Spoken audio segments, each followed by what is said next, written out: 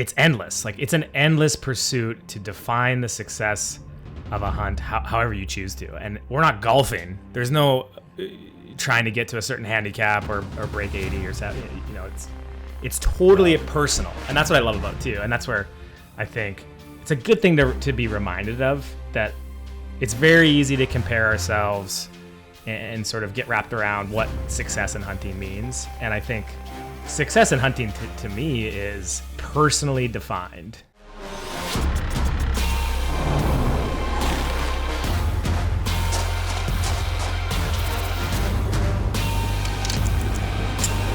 Welcome to the Mountain Tough Podcast, brought to you by Sig Sauer.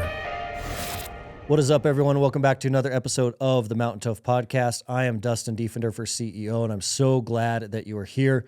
We love seeing you dive into these episodes week after week to help you sharpen, level up, to help you stay dangerous, and add some skills and tools to your mindset toolbox so that you can live that abundant life, so that you're always ready. If you are a new or a loyal listener, and if you haven't done so already, it does mean the world to us to see your rankings and reviews come through.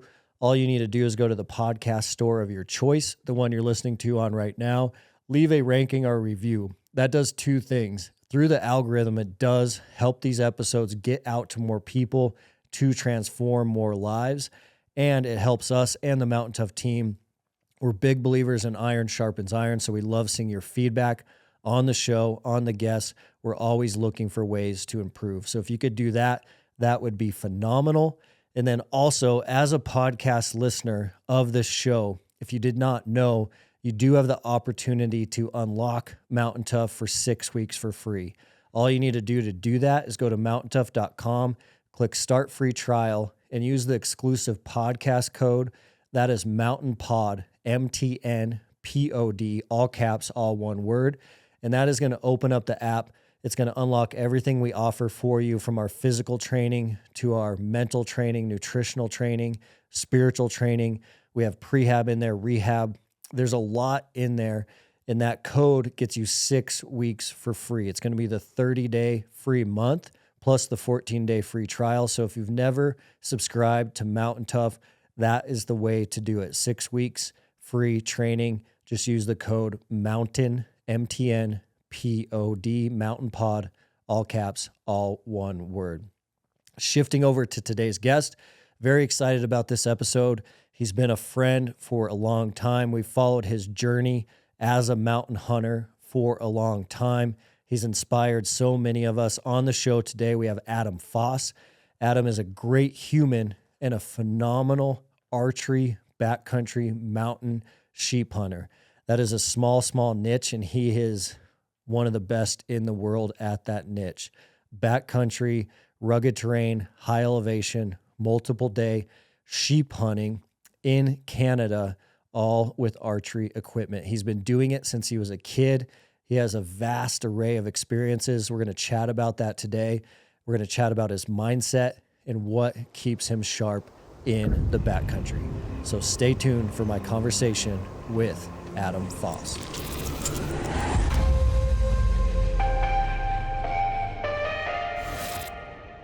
That was cool seeing you in Bozeman. Oh, it was a blast. Yeah. You were able to sneak in for a workout. Yeah, it was awesome. Ran into Weston at the Total Archery Challenge, and he said, come in. It was really cool to see in person. I mean, you guys have your own, the space is unbelievable, but the culture and community in there, and the fact that you're doing your like lunchtime workout and having scallywags like me come in and try and keep up. The lunchtime workout's the best. It was awesome. Yeah. Pretty cool. I like that kind of group fitness. Mm-hmm. I much prefer it. I've always been team oriented, and I'm throwing out high fives and talking to people I don't even know. But so I was definitely doing a little bit of that. But I like it. It's like, it's hard to replicate that. I know lots of guys do. I don't know. They're driven, self-motivated to do those workouts really hard by themselves. They're out there, and I have that to some extent. But for me, fitness is like 60% fitness, 40% social, community, motivation, talking to people, getting tips on your form, getting inspired for the next thing, just seeing what other people are doing. And usually in our gym here locally, so I'm in the interior of BC here in Kelowna, and we go to a sort of a CrossFit style gym that's 5 blocks away from our house. Mm-hmm. And the fittest people are usually, well, not usually. The fittest people in our gym are all women, and they kick our asses. They're a bunch of them are ex-hockey players or current hockey players playing like adult beer league hockey essentially, but college hockey players, and it's pretty inspiring. It's pretty inspiring to see what people can do, and they're not these big muscly 180 pound, 200 pound humans. They're my size or smaller, and they're moving more weight than me. So yeah, just lean and mean. Yeah, it's motivating. It is crazy, the power of community. And we talk about that all the time because the Mountain Tough app has just grown and grown and grown with people all over the world training on different Mountain Tough programs each day. And they are a very unique, special breed. And we didn't realize that originally getting in to delivering our content over the subscription. But what unorganically happened was we started reaching all the people that have this like extra layer of motivation where they're fine like going into a cold basement, hitting play on their Mountain Tough workout and working out all alone, completely by themselves. They don't have that like community to motivate them. There's of course a little bit of digital community, but it's not the same as like 3 guys around you pushing you really hard. And so it inadvertently created this like extremely mentally tough community because these are people that are self-selecting for that option. And we always feel it when we get them together at Tough Fest is you can tell that it's like a special breed because the people that make it out to Tough Fest are diehard mountain toughers, and they've been training in their garage or in their basement or in their living room completely alone for multiple years. And then they make the trek out to Bozeman, and it always just blows our mind because we're producing that content, and that's always been the plan. But us as a staff work out together every day at noon, and so we have like that support and that encouragement. But that extra layer of grit of like, can you push yourself hard consistently by yourself is kind of a different ball game.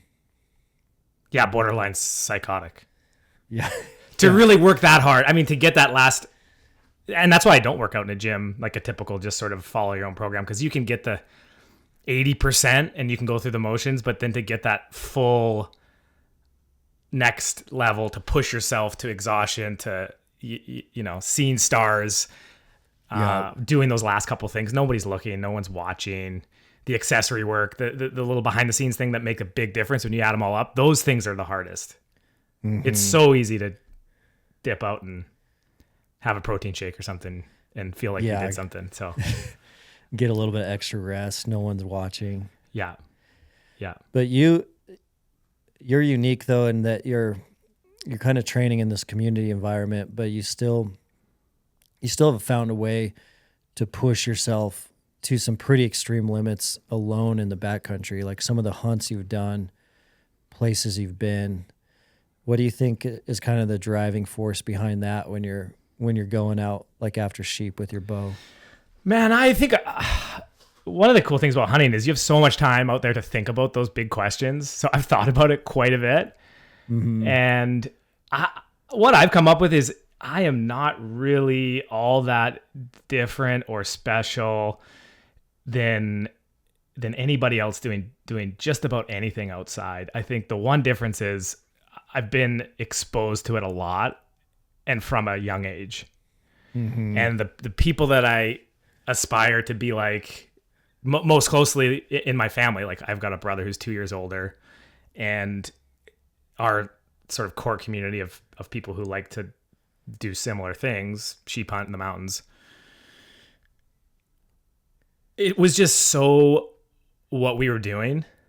Mm-hmm. And it wasn't really thought of as this is hard or we're doing it to accomplish something or prove ourselves. I think it's just So when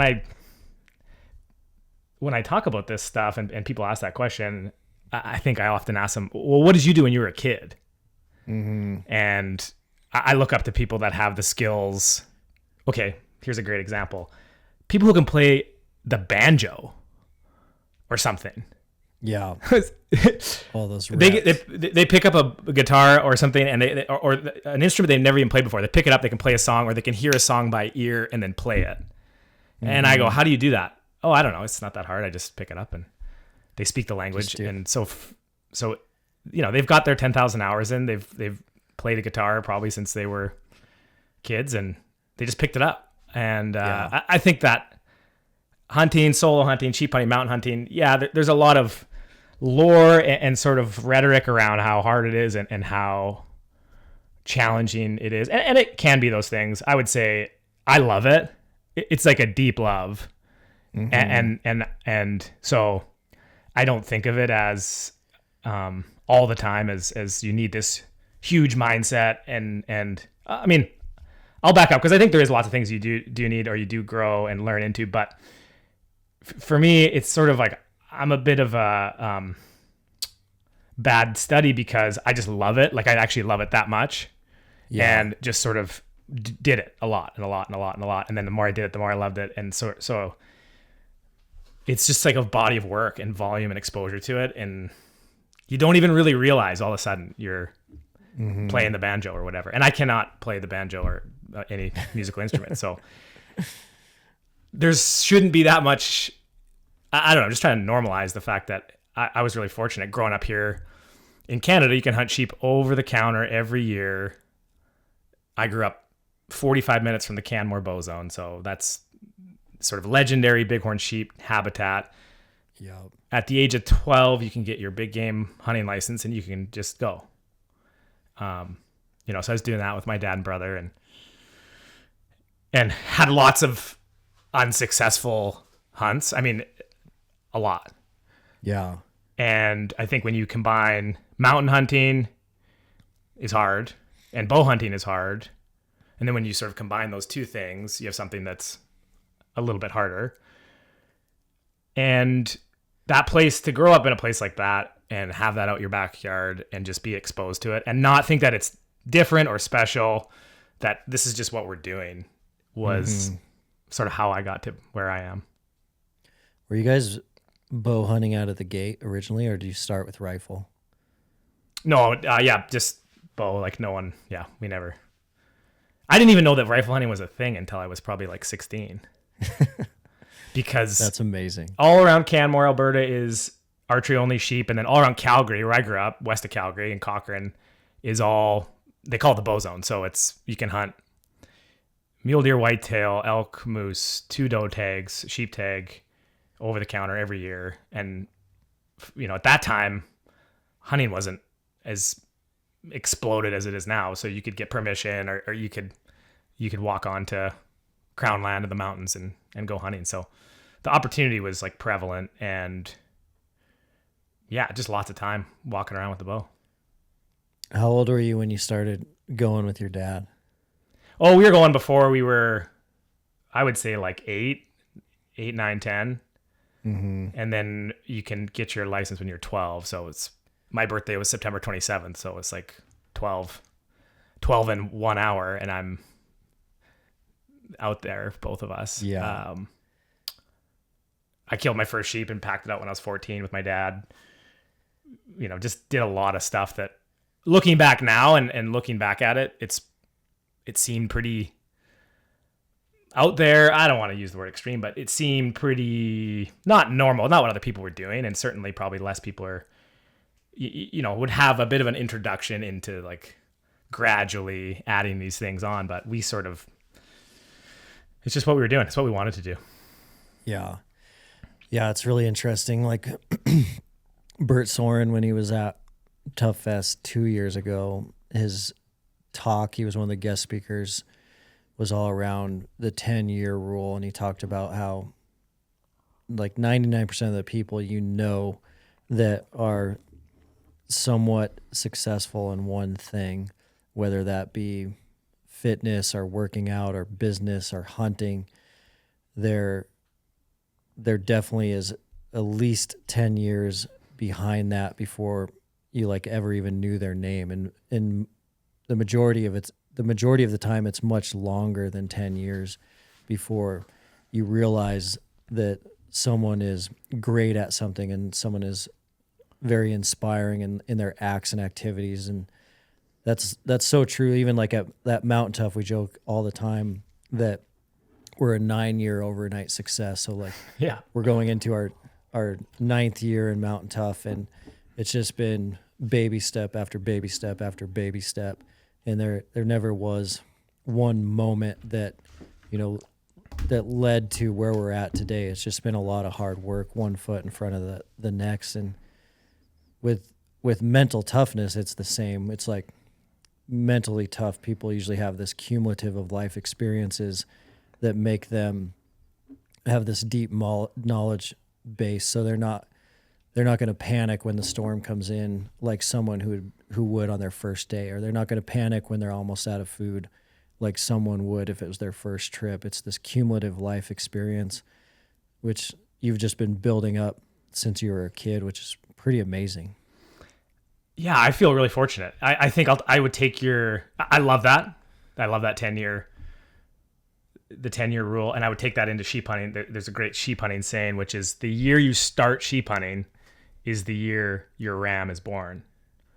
So if you're trying to kill a 10-year-old ram, that's 10 years on the mountain. Of work.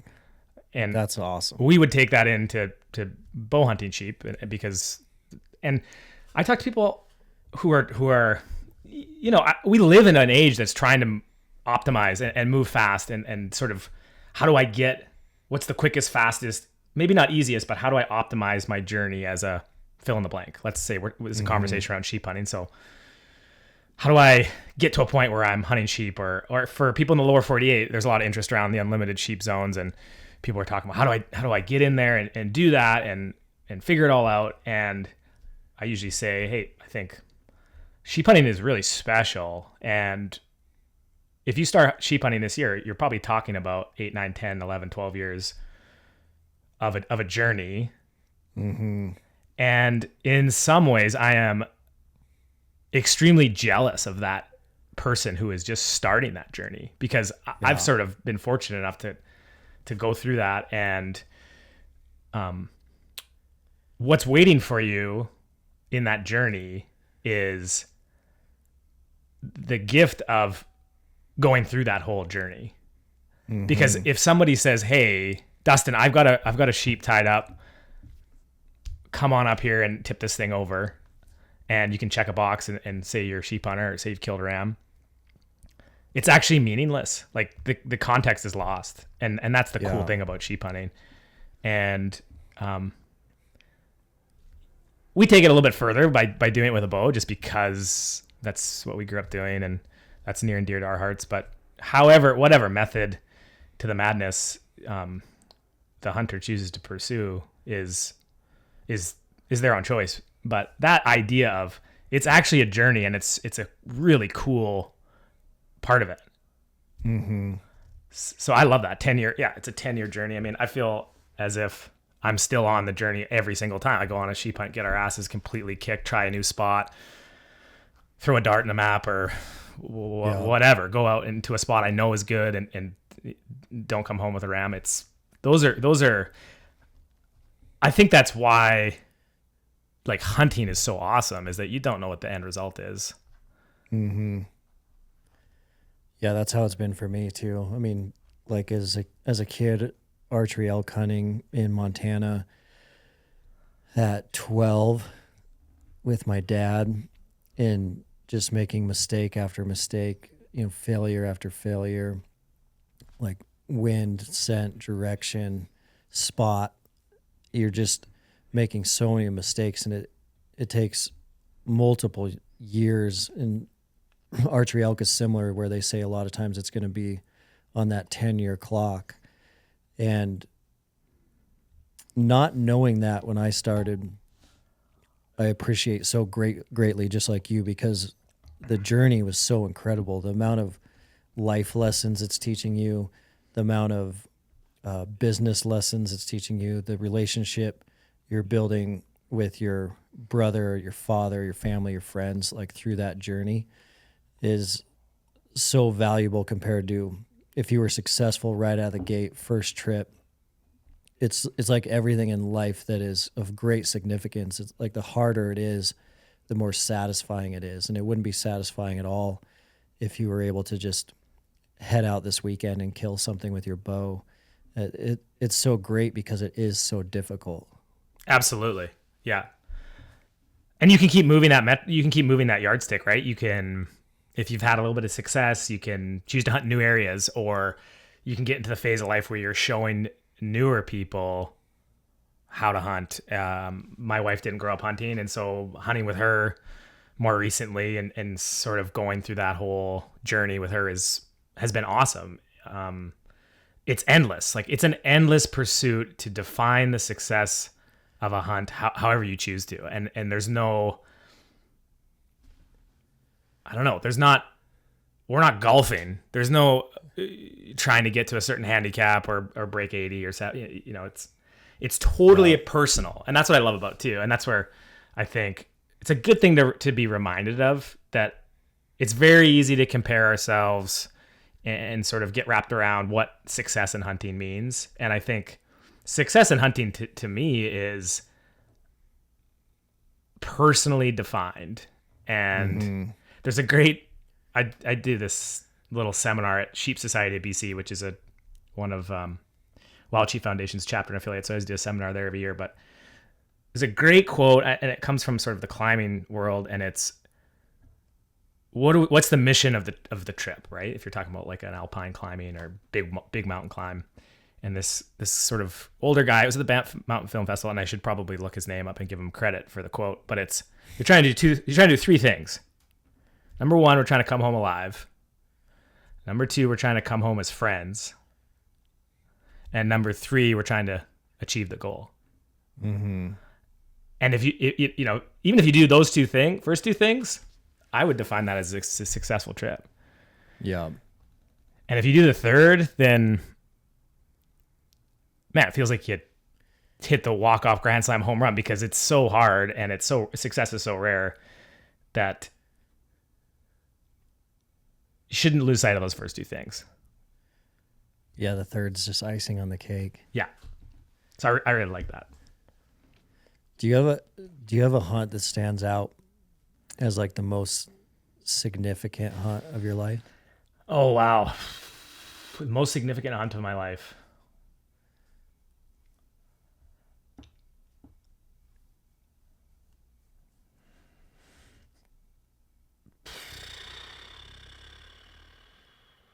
Oh man, I want to just take the easy answer and say they're all significant, but that's not like super interesting. It's a tough one. You've had some monster trips. I would say just one hunt that it was one of, it's like people, I guess people know it. They know of the area. It's got this sort of legendary story behind it. And so I think people can relate to it, or just know somebody who maybe knows somebody who's hunted it. It's the late season 14 seed Chugach sheep tag, October 1st to 10th.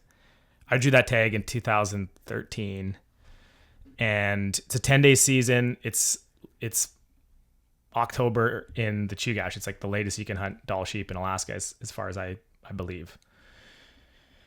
And it's steep, big mountains, the weather's heinous, you're pretty close to the coast.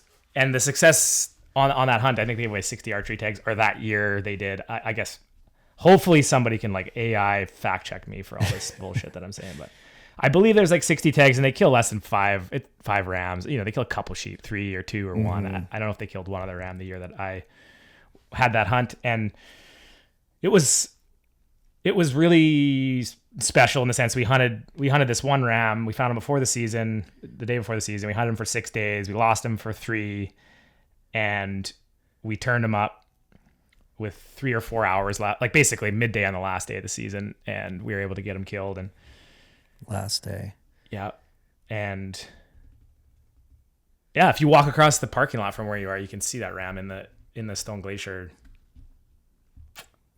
in the showroom headquarters. Yeah, it's right there on the left-hand side. That's I actually awesome. had to go in there and look at it when I was in. But that was a good, like, just a light bulb moment or a reminder of it's what can happen on the last day. And less about like specifically thinking about the last day of the hunt and more just life in general about you just sort of keep putting yourself out there. You keep following the process and things will eventually happen. We had a camera guy there, Stephen Drake, who's a buddy of mine, and he was filming it for Sitka at the time. And I said in the video, my dad always said, if you hunt as hard as you do on the last day of the hunt as the first, then you're doing all right or you're having success. So meaning it's really easy to hunt hard on the first day. You're excited. Second day, maybe it's a little harder. And so just finding that consistency was just a great, like, it stands out in my mind as like a turning point sort of, that's 11 years ago now of, okay, anything can happen and just sort of keep. And since then, a lot of pretty surprising things have happened to me on hunts on the last day, either for myself or if I'm hunting with my brother, somebody I'm close with, somebody I'm photographing or filming. The last day of the hunt has been just a lot of crazy shit has happened. So yeah, it was a really good, just like, it was special. It was cool. Like, we got the whole experience. It was bad. Like, it was awesome. But it was that sort of like, hey, don't ever stop putting your frozen boots on in the morning, crossing the creek, looking up at the same mountain you haven't seen anything on for 4 days. And they were right there. It was like, boom, they're right there. And it would be very easy to just walk out because you hunted hard for 9 days. Like, what's the 10th day? What does it matter? Yeah, which happens all the time. Yeah. But I don't know. I feel like hunting, the more I hunt, the more I'm around these hunts, you have to like make yourself available to get lucky. Like, that animal, you're living in this whole, like, you're doing your thing, the animal's doing its thing, and your paths kind of have to cross. It's less like, I just don't, I'm not saying it's luck. I'm saying it's there has to be some level of like serendipity that animal at the right time is in the right place. And if you put in all that time, you have the chance to get lucky. And if you don't, you have to get luckier and luckier and luckier and luckier, because the margin for when you can cross paths with that animal and it can make the mistake that it makes and be in the right place at the right time. That's how bow hunting happens, in my opinion. I just don't really subscribe to, like, I don't know. You're like, I don't know. You are willing your way to success. Like, I tell myself every single day, like, I'm going to kill a ram today. I'm going to kill a ram today. I'm going to find a big ram. I'm going to kill it today. Today's the day. This is happening when I'm up the mountain, like, stalking an animal. I'm thinking about, I'm not going to try to kill this ram. I'm going to kill it. Like, I am going to go and do what it takes. But I don't feel like I'm willing myself for it to happen. It's like, I need to do everything that I need to do, and this other thing needs to happen. Our paths need to cross. And on that hunt, like, they just happened to cross, and it was really cool. Hey guys, I did want to interrupt for a quick minute right here and let you know about some supplements I've been taking. I did shy away from supplements for a long time. I was always cautious about what they were made out of, where they were from, and who the team was behind the brands. But over the last couple of years, I've got to meet the team at Mountain Ops from top to bottom, and they are an amazing group of humans. I've got to know the CEO, Trevor Farnes, really well, and he is a mission-focused individual that cares about humans living a better quality of life so that they can have that abundant life. So over the last couple of years, he has helped me add some things that have changed the game for me. One of those things that I've added is creatine from Mountain Ops.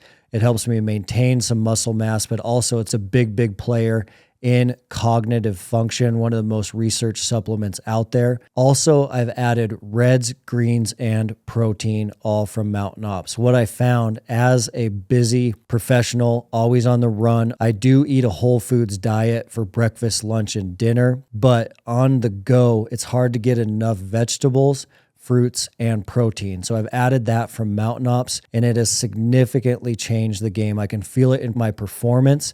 I haven't got sick for a long, long time, and I can certainly feel it in my mental clarity as well. The last thing I've added is the Mountain Tough Hydrate product for the backcountry, for hunting season. When I'm in the hills, I do run short on those electrolytes. We even have a Mountain Tough flavor, the Mountain Tough Lemon Lime Hydrate, and that is a game changer for hydration in the backcountry. So I keep it really simple. That is all I've added to my protocol, and it has certainly helped me, and I certainly believe in the team and the culture behind Mountain Ops.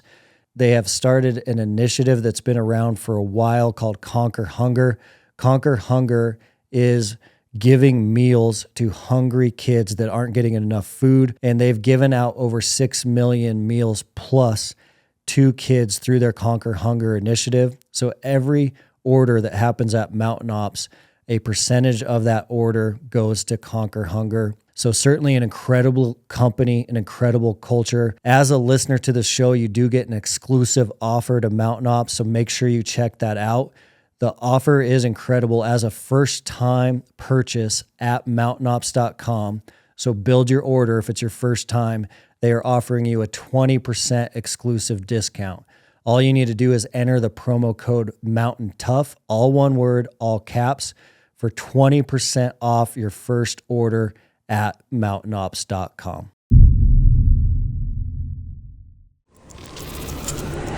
You've been listening to the Mountain Tough podcast. It's so true. I mean, every time you harvest something with your bow, there is a feeling of the stars aligning to make that happen. And the stars certainly are aligning because you put in the work, the effort, and the time, and you're out there. But still, even then, you think about all the times it didn't happen and how difficult all the prior days were.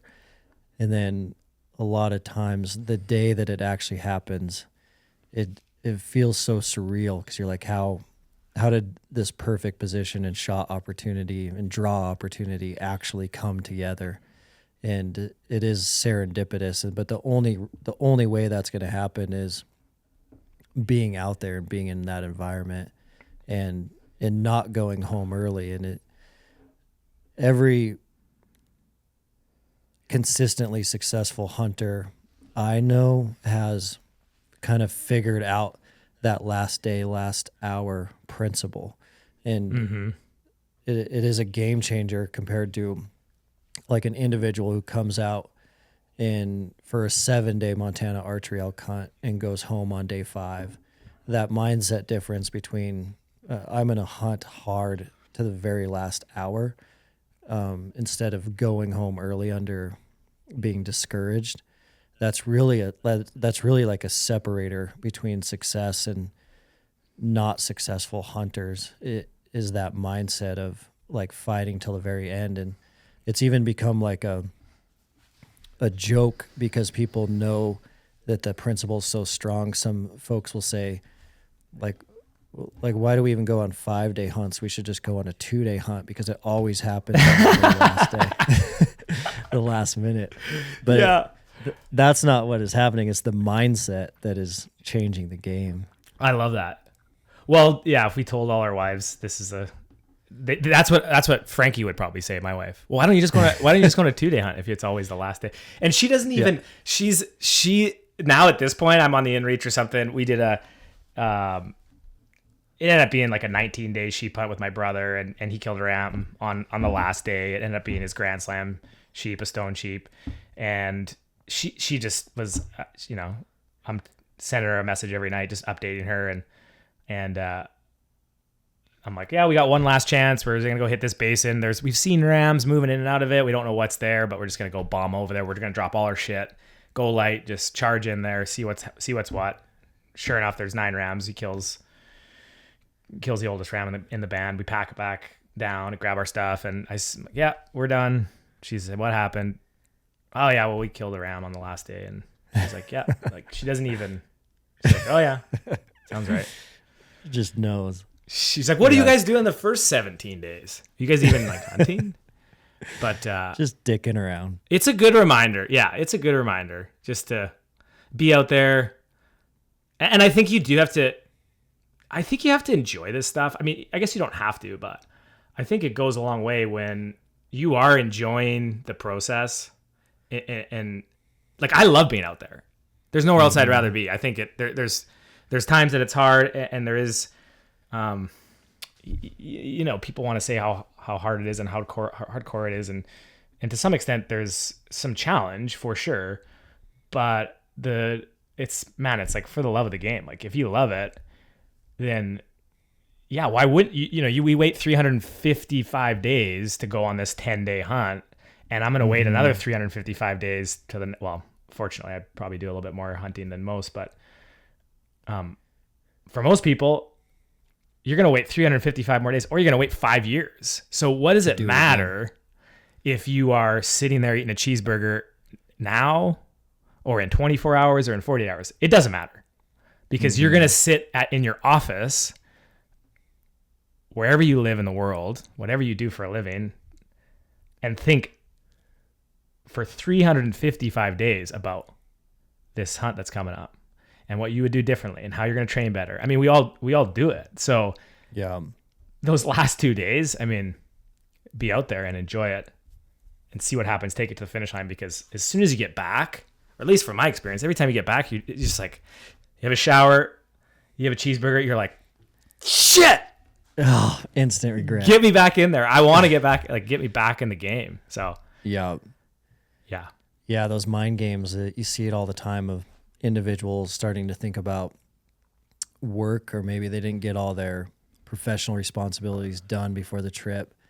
It starts eating their mind away, or maybe it's family. Like they didn't quite prepare their family enough for the trip, and that mind game just starts rattling around, and they pack off the mountain early, and then you do see you just see them consumed with regret, because they really did not need to go home. Yeah, but they did. And now they're just consumed with regret, and they just know they made a huge mistake and have to wait a year or multiple years for that opportunity to ever pop up again. Yeah, and I've seen that lots too. I mean, I think one thing that gets really overwhelming, I think, for some folks, especially first time being exposed to big mountains, or just the sheer remoteness of some of these places. Like you fly into a spot, maybe you're Dall sheep hunting in the Mackenzies in the Northwest Territories, and you're 300 miles from the closest road, right? You're not going to see a sign of a person. You're not going to see another person. They're going to kick you out. You're going to have 10 days of food or 14 days of food with your guide, let's say. And that's it. I mean, once the sound of the plane flies away, there's nothing. It's you and another person. And I think it can be super overwhelming for some people who haven't been in that environment. And I think there is a couple like tricks and sort of things, since we're framing this conversation around mindset, and I'm just giving you a bunch of bullshit that's like, oh, just have fun and be happy and just enjoy it. I think there is some things that we do and I do that can, maybe people can take into their toolkit. One of them is the same thing you would do at a Mountain Tough workout, probably, or what I do when I'm working out. So you look at this volume of work and you immediately just start breaking it down to smaller and smaller elements. And so if I have to do 30 burpees, that's like a lot. That's a lot. That's going to get my heart rate up. I almost always do 8, 7, 6, 5, 4. Whether I'm actually stopping and taking a break in between, or just going, I'm going to get to 8, 7, 6, 5, 4. That's 30, if my math's right. If not, I've been doing all sets of 30 wrong. For 10 years. Break all those things down. So we always break down hunts, try to break them down in 3-day chunks. So you have a 10-day hunt, 3-day hunts, and just throw away 1 day for weather, because you're going to lose a half day here, a half day there if you're lucky. You're probably going to lose more. So immediately you go 3-day hunt, 3-day hunt, 3-day hunt. And you think, okay. And I do this when I'm drawing up a hunt plan for like let's say I'm looking at maps or something like that. I'm like, okay, 10-day hunt, 3-day hunt, 3-day hunt, 3-day hunt. This is this first 3-day hunt. I'm going to, camp here, water here, glass this stuff. Sun's coming up. It's going to hit this mountain. I'm going to glass with the sun behind me. Morning glass, evening glass. Sun wraps around, sets in the west, blasting on those southwest faces, like glass. Sorry, southeast faces. Southwest. And break those down and like draw that up so that you are going, I am on my first 3-day hunt. I'm on my first glassing morning of my first 3-day hunt. Okay, I'm going to try and make this thing happen. Okay, and then win, lose, or draw, whatever happens, that hunt's done. Like move on to the next one, move on to the next. And then you can break it even down further, like to your glassing session, or, you can break it down. You can break it down to like an hour and just say, I'm going to sit here on this rock and glass for 1 hour and I'm going to just pick it apart. I'm going to grid everything out. And even just that, like our brains like really process that so much better. So much better. So you can think about that in any context. Glassing, I think you can think about that. Lots of people do that for hiking. You just, counting steps or just sort of obstacles. Like I'm going to get to that pass and then that pass and then that pass. I think packing out an animal is sort of like probably our peak challenge, right? If we are successful, that's sort of this whole other moment and why guys are going to be in the gym. And why gals are going to be in the gym, giving her, is all of a sudden, you get up into that higher weight range of packing an animal out. And that's where I think anyone can go on a sheep hunt. I think anybody can go on an elk hunt. And I think where you are, like if you have an animal like an elk down, that's where the training sort of matters.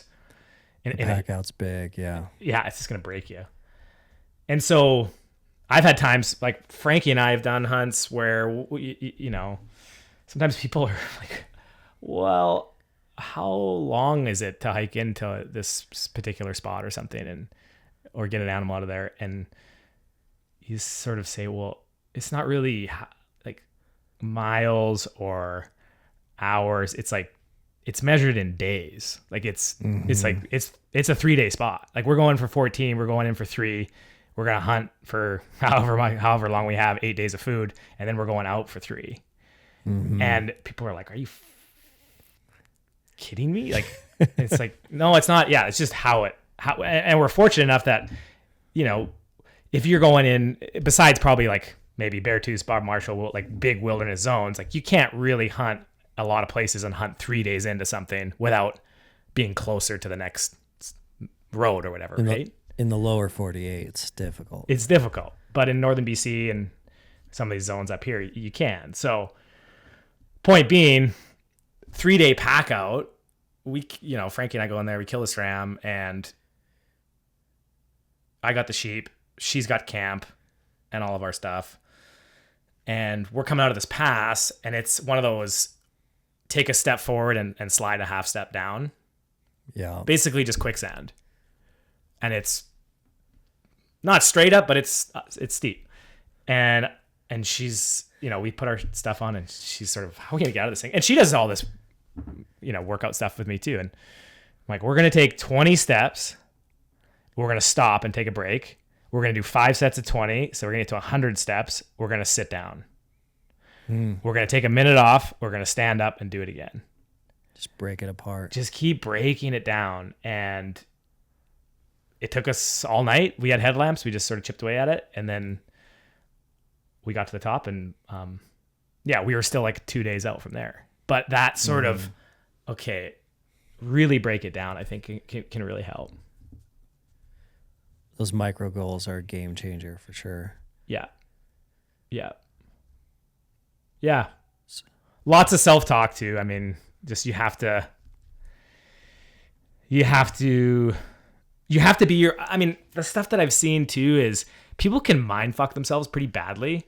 They can get really down on themselves and like start to spiral. People that are super fit and strong and great shots and great hunters, they can just sort of all of a sudden start talking about, oh, this isn't going to happen. I'm so unlucky. Oh man, people get in their head about certain species too. They're like, oh man, mountain goats, they're my nemesis, or, Negative. whatever it is. It's like, I'm cursed, right?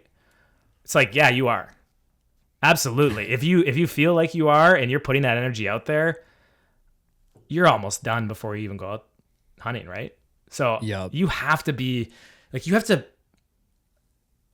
love yourself. Like, you have to have like self-love. You got this. You can do it every single step of the way. And I think I'm super fortunate. I just have been surrounded by people who are like that, who are positive, who are infinitely positive. And my brother Cam, like I'm totally biased. Every time if I'm on a podcast or talking about something, I'm like, oh man, you guys have no idea. Like, this guy is the eternal, and he's not like a raw guy. Yeah. He's like, if you got him on here and said, well, what's your mindset for sheep hunting and how you've been so successful? And I think he was on someone's podcast and he said, I don't know, just don't fucking quit. He's not really, he's not going to like sugarcoat it or anything like that. But he's the guy that is, hey, we just got to go a little further. Let's like, this is going to be great. This is going to happen. Here we are. It's late season. Anything could happen. This is going to, let's go to a different spot. Like, he's the guy. And optimistic. We had a great hunt this last year. He killed a great ram last day of the season. Same program. Just anything can happen. Anything can happen. Anything can happen. And, you have to surround yourself with those type of people, and you have to cultivate that. Like, you cultivate that in the people around you, the people that you're in the gym with, the people that you've books that you read. Like, you have to cultivate all those things. And then when you get out there, you have to really sort of coach yourself and be like your own best friend and your own coach, and just like, you can do it. Otherwise it's just too hard. Like, it's too hard to it's already hard enough. You're trying to do something hard, and you need to be working. Like, you need to be cheering yourself on and not beating yourself down. Mountain Tough is the fitness app trusted by the dedicated. Mountain Tough ethos is backed by, we've always wanted to be the best in the world at helping our customers become more mentally tough. So inside the Mountain Tough app, you're not only going to find all of our physical training programs, but you're going to find additional training as well so that you can stay sharp physically, mentally, spiritually, and nutritionally. The Mountain Tough app also allows you to train no matter where you are, anytime, anywhere. Additionally, the Mountain Tough app is going to have programs from beginners all the way up to elite athletes. And all of our programming is structured in a way that you can start with no gear at body weight, and you can go all the way up to programming that is full gear. So you can do that in a robust home gym or your local gym. There's no excuse for you not to start today. With Mountain Tough, you can conquer your goals with the ideal program for your lifestyle and schedule. Train with equipment or just your body weight on your phone, tablet, TV, or web browser. Most importantly, Mountain Tough will help you train your mindset so you are always ready for anything life throws your way. Mountain Tough is offering the Mountain Tough podcast listeners an incredible offer. 6 weeks free on the Mountain Tough app. All you need to do is use the code MTNPOD to redeem your 6 weeks of training. That'll be a 14-day free trial plus a whole additional 4 weeks of training. Just go to mountaintough.com and enter code MTNPOD for your 6 weeks free on the best-in-class physical and mental training app.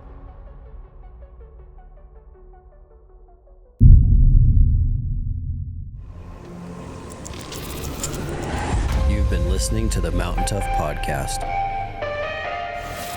Yeah, especially with the battleground of the mind. Like, if it starts going negative, getting it to stop is dang near impossible. So, like, staying optimistic and having those optimistic buddies are complete game changer. Yeah.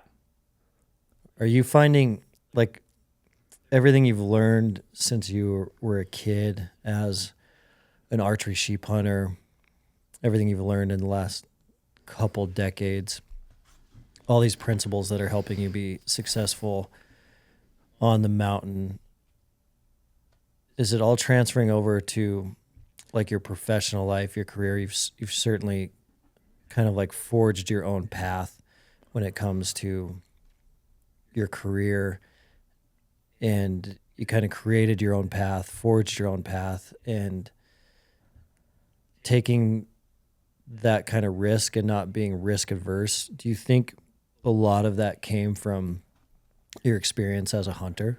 That's a great question.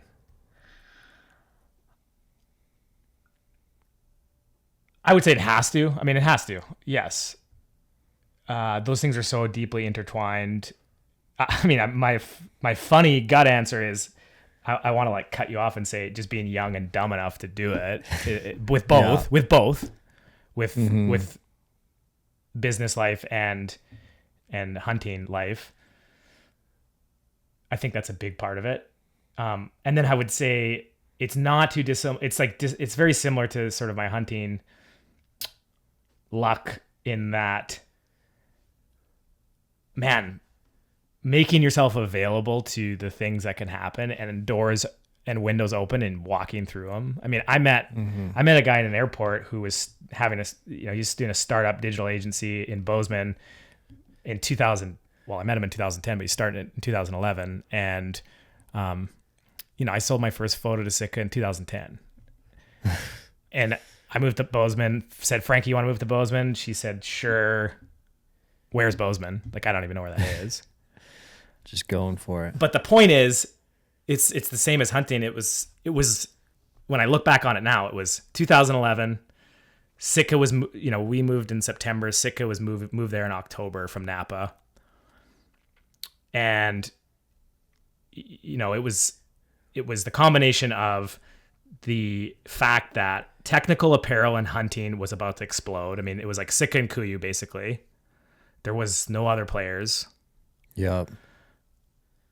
There wasn't a bunch of brands in Bozeman. Sheep hunting was about to be one of the more inspirational, aspirational types of hunting. Although to me, it always was, but it was going to sort of continue to be, I mean, it already was. I shouldn't say that's like the year. Of course it wasn't, but this sort of mountain hunting, Western hunting, right? This like physically challenging, mentally challenging, multi-day expedition style backpack hunting in remote places like Montana, Idaho, Alaska, BC, Yukon, Northwest Territories, all those things that I sort of grew up doing was about to just continually be something that was desired and something that was companies were going to create gear for. Because at the time, when I grew up, we were running Arc'teryx, Bora 90 packs, Arc'teryx rain gear, little bit of Sitka stuff, but like that was all brand new, like 2006, 2007, 2008, that stuff was coming onto the scene. And it was pretty good, but it's also pretty shitty. Yeah. So, anyways, I'm going somewhere here, Dustin. Those things were all aligning at the same time. It was like, and I took a black and white photography class in grade 9. So I was shooting my own film, developing it. And it was like, what else was I taking photos of? I was 14. I was going into the Rockies sheep hunting. Yeah. Photos of my dad and brother and landscapes. And they were all underexposed and super crappy. But I was sort of, all these things were happening all at the same time. And that's a great 10-year rule too. I was 14, maybe 20. I had to get to 24, 25 to have some sort of success in that world. But there was a lot of luck. There was a lot of right place, right time, photography, video production, those sort of how big those are now in 2024. In 2011, people wouldn't use a photo on Facebook because it was too valuable. Like they were like, well, we can't use that photo for Facebook. We can, let's use that for our catalog or something, right? Like now, good, bad, or indifferent, the value of a photograph is arguably a valuable photograph is still valuable, but just a photograph or a picture, we're all taking thousands of them a week and posting hundreds of them. And it's just sort of like, whoa.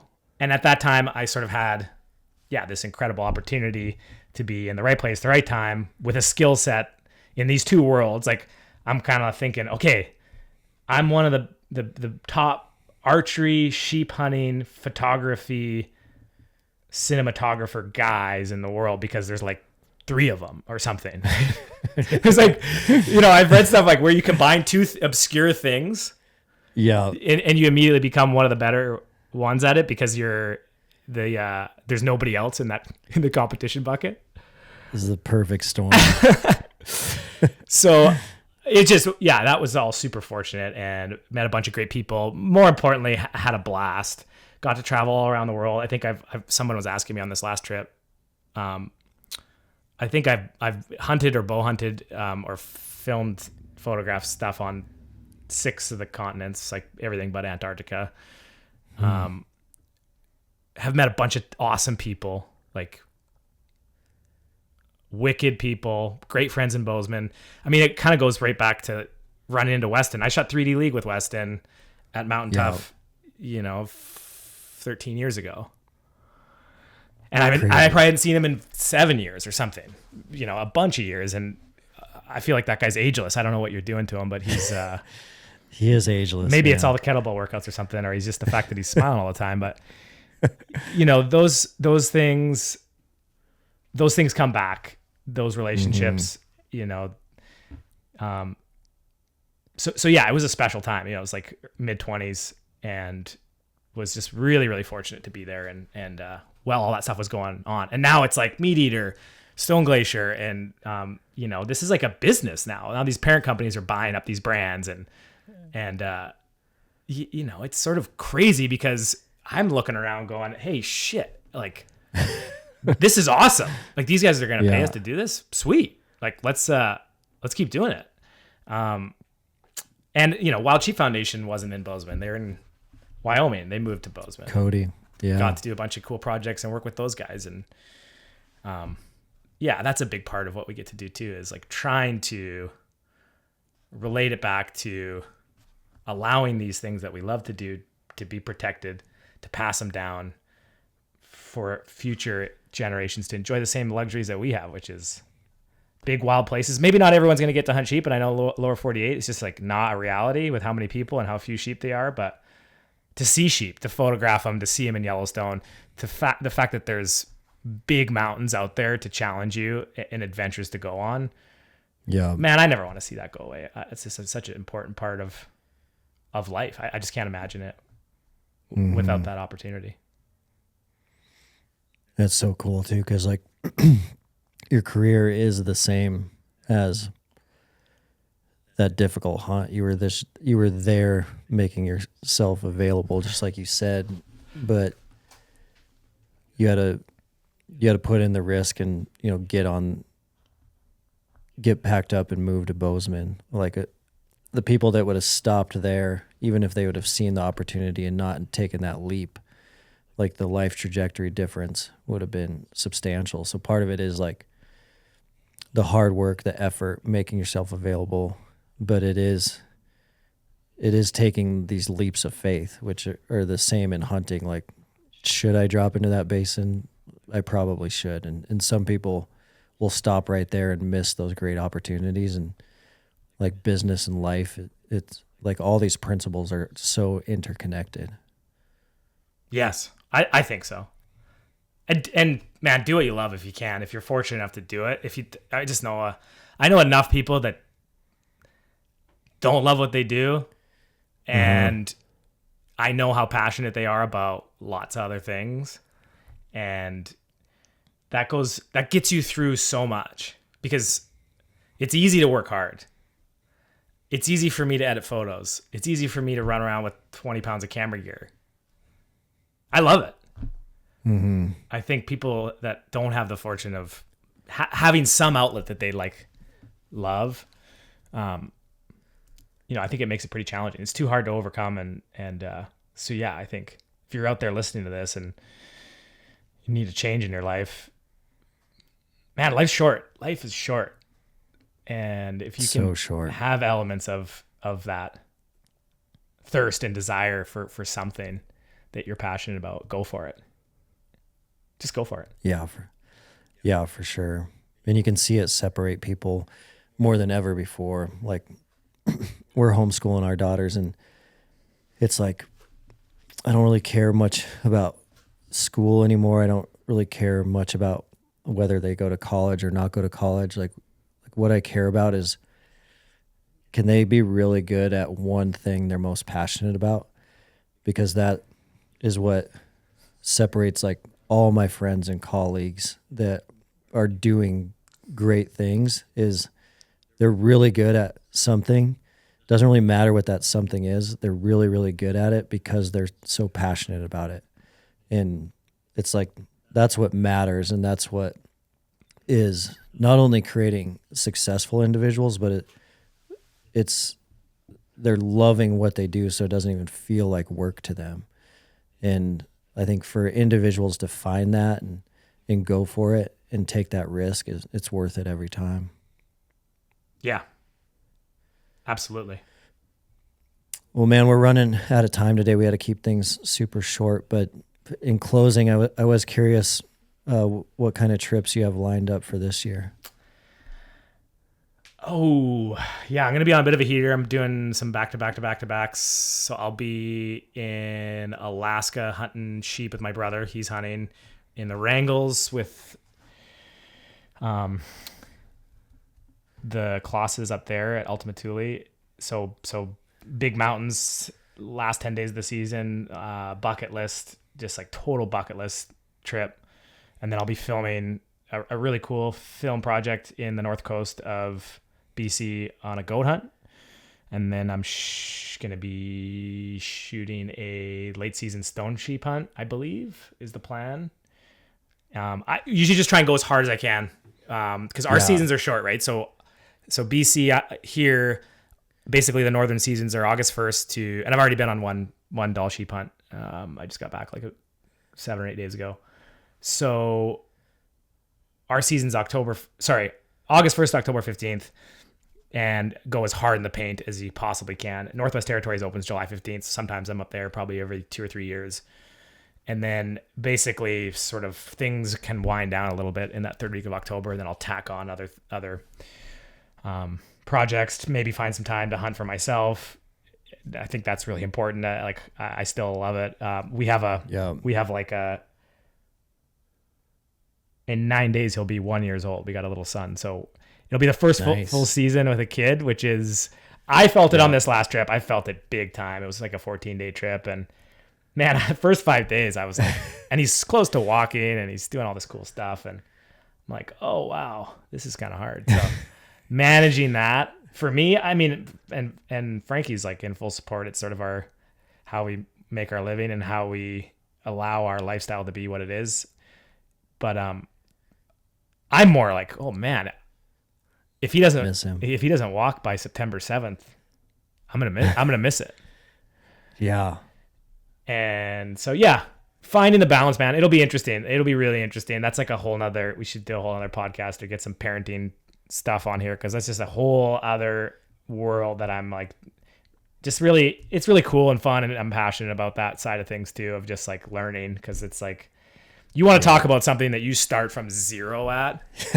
Like you want that we all suck at. Oh man, talk about archery, sheep hunting, whatever. That's like a cakewalk compared to like you're just starting at zero. And so that like novelty and newness, and it's how you started the podcast. Anything that's been hard in my life has been I should say anything good or great in my life has been hard or has elements of challenge. So parenting is no different. And I'm just starting at total zero. So that's going to be a new one.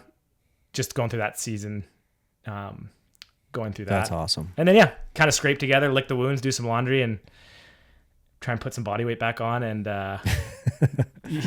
a few other things in the late season. Maybe go to the desert or something or whatever. But just try and go hard for the next 6 weeks. Like go. Yeah. Season's short. Life is short. Yeah. Well, thanks, man. I really appreciate you hopping on. Great great wisdom there, especially around those micro goals, and we'll be excited to follow your journey this year. Yeah. Thanks for having me. It was a blast. I'm coming in. I'm dropping into the workout next time I'm in town. Do it. Yeah. We'd love to see you. Okay. Thanks, Dustin. All right. Thanks, Adam.